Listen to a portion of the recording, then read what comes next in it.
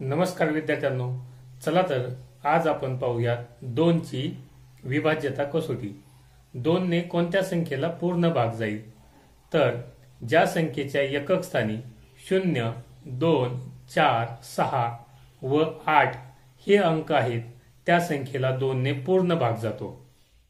चला तर 2 उदाहरणाच्या मदतीने आपण ही कसोटी समजून घेऊयात। या ठिकाणी 2 संख्या आहेत, 312 व 319।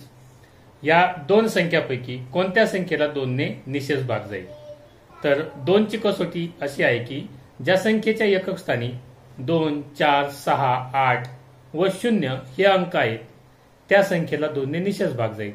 तर दोन्ही संख्येचे आपण जर निरीक्षण केले तर आपल्याला लक्षात येईल की 312 या संख्येच्या एकक स्थानी 2 आहेत, म्हणून 312 या संख्येला 2 ने निशेष भाग जाईल।